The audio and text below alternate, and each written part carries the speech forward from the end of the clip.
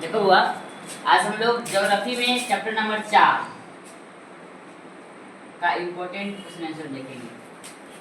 कल हम लोग पढ़े थे मानव विकास क्या है, पढ़े थे ना। कल जाने थे कि मानव विकास क्या है।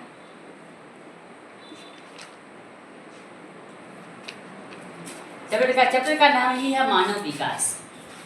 विकास का मतलब होता है मानव के गुणों में परिवर्तन होना, गुणात्मक परिवर्तन होना, शिक्षा में परिवर्तन होना, स्वास्थ्य में परिवर्तन होना। अगर किसी व्यक्ति के स्वास्थ्य में परिवर्तन हो रहा है, स्वास्थ्य अच्छा हो रहा है, शिक्षा में परिवर्तन हो रहा है, तो हम कह सकते हैं कि इस व्यक्ति में विकास हो रहा है। तो आज हम लोग पढ़ेंगे हुआ कि मानव विकास के 3 मूलभूत क्षेत्र कौन से हैं। मानव विकास के 3 मूलभूत क्षेत्र, 3 फंडामेंटल फील्ड क्या है। तो मानव विकास के लिए जो सबसे जरूरी 3 मूलभूत क्षेत्र है, वो सबसे पहला होना चाहिए शिक्षा। क्या होनी चाहिए? शिक्षा। यदि तुम्हारे पास शिक्षा है तो फिर तुम्हारे अंदर विकास संभव है। दूसरा है स्वास्थ्य। पहला क्या हुआ? शिक्षा। दूसरा स्वास्थ्य। तीसरा है संसाधनों तक पहुंच। इसका मतलब समझना, संसाधनों तक पहुंच का मतलब क्या होता है। देखो, सबसे पहली बात, तुम्हारे पास यदि शिक्षा है तुम किसी भी चीज को अच्छे से कर लोगे, डील कर लोगे। दूसरा आता है कि तुम्हारे पास हुआ स्वास्थ्य। अगर तुम्हारा स्वास्थ्य सुविधा सही, स्वास्थ्य व्यवस्था सही है, स्वास्थ्य ठीक है, तो फिर तुम्हारे अंदर डेवलपमेंट होगा। तीसरा संसाधनों तक पहुंच। इसका मतलब क्या है? इसका मतलब तुम्हारे पास संसाधन तो है लेकिन तुम वहां तक पहुंच नहीं पा रहे हो। तो वहां तक कैसे पहुंचेंगे, इसके लिए हमारे पास टेक्निक होना चाहिए। यही ना, अभी हम सुनते हैं ना टेक्नोलॉजिया। हमारे पास टेक्निक होना चाहिए, हमारे पास तकनीक होना चाहिए वहां तक पहुंचने के लिए। यदि हमारे पास तकनीक आ जाए तो हम कह सकते हैं कि हम विकास कर सकते हैं। ये 3 चीज जरूरी है। पहला क्या हुआ? शिक्षा। दूसरा स्वास्थ्य। तीसरा संसाधनों तक पहुंच।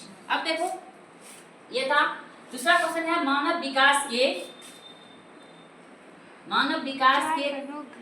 4 स्तंभ। एकदम दिव्या क्वेश्चन हुआ पूछता है 4 स्तंभ क्या है। तो सुनो, समझना। मानव विकास के 4 स्तंभ क्या है। सबसे पहला स्तंभ है समता। क्या हुआ? समता। सबसे पहला क्या है? समता। देखो, समता का मतलब होता है समानता से, समानता का मतलब होता है इक्वलिटी से, और इक्वलिटी का मतलब होता है बराबर से। इसका मतलब हुआ जितना भी संसाधन है उस तो संसाधन का बंटवारा सभी लोगों में बराबर बराबर किया जाना चाहिए। समझ में आया बात? हम क्या बोले? जितना भी संसाधन उपलब्ध है उस उपलब्ध संसाधनों का बंटवारा सभी लोगों में बराबर बराबर किया जाना चाहिए, जिससे किसी एक व्यक्ति का विकास न हो बल्कि पूरे समुदाय का विकास हो। समझ में आया? तो समता में बोलोगे, समता का मतलब होता है जो भी उपलब्ध संसाधन है उस उपलब्ध संसाधन को समाज के सभी लोगों में बराबर बराबर बांटा जाए, जिससे समाज के सभी लोग क्या करें? उन्नति कर सके, विकास कर सके। आजकल तुम लोग देखते हो जो अमीर रहता है उसी को मिलता है, सरकारी योजना का लाभ और ज्यादा मिलता है क्योंकि उसके पास पहुंच रहता है ना। लेकिन समता का मतलब होता है ऐसा नहीं होना चाहिए, सभी लोगों को बराबर बराबर मिलना चाहिए। दूसरा आता है हुआ सतत पोषणीयता। क्या आता हुआ? सतत पोषणीयता। समता का मतलब समझ गया, जो भी संसाधन उपलब्ध है उस संसाधन का ऐसा बांटना कि सभी लोगों को बराबर बराबर मिल सके। सतत पोषणीयता का मतलब होता है अभी जो मेरे पास संसाधन उपलब्ध है इसका हम इस तरह से उपयोग करें कि हमारे आने वाला पीढ़ी भी उसका उपयोग कर सके। जैसे मान लो अभी बिजली है, हम लोग बिजली खूब खर्चा करते हैं, पानी खूब खर्चा करते हैं, और मान लो पानी खत्म हो जाए तो आने वाले पीढ़ी को समस्या हो सकता है। कोयला का एग्जाम्पल देख लो, कोयला आने वाले समय में समाप्त होने वाला संसाधन है, तो हमें कोयला का उपयोग ज्यादा मात्रा में नहीं करना चाहिए। पहले रेलगाड़ी किससे चलता था? हुआ कोयला से। लेकिन धीरे धीरे चेंजिंग लाया, उसको किससे चलाया? बिजली से चलाया। तो कहता है कि अभी जो मेरे पास संसाधन उपलब्ध है उसको हम इस तरह से उपयोग करें कि हमारे आने वाला पीढ़ी भी इसका उपयोग कर सके। यही कहलाता है क्या? सतत पोषणीयता। 3 नंबर आता है वो उत्पादकता। क्या आता है? उत्पादकता। देखो, उत्पादकता का मतलब यहाँ पे क्या होगा? यहाँ पे उत्पादकता का मतलब होता है जो भी संसाधन मेरे पास उपलब्ध है, क्या बोले? जो भी संसाधन मेरे पास उपलब्ध है उस संसाधनों का हम सही से प्रयोग कर सके, अच्छी तरह से प्रयोग कर सके। इसी को कहते हैं हम लोग क्या, उत्पादकता। अब आता है सशक्तिकरण। सशक्तिकरण, देखो सशक्तिकरण का मतलब क्या होता है, लोगों को सशक्त बनाना, लोगों को इस चीज के करने के लायक बनाना। लोगों में शिक्षा इस तरह से दिया जाना चाहिए कि लोगों के पास जो संसाधन है उस संसाधन तक लोग पहुंच सके, उस संसाधन का उपयोग कर सके।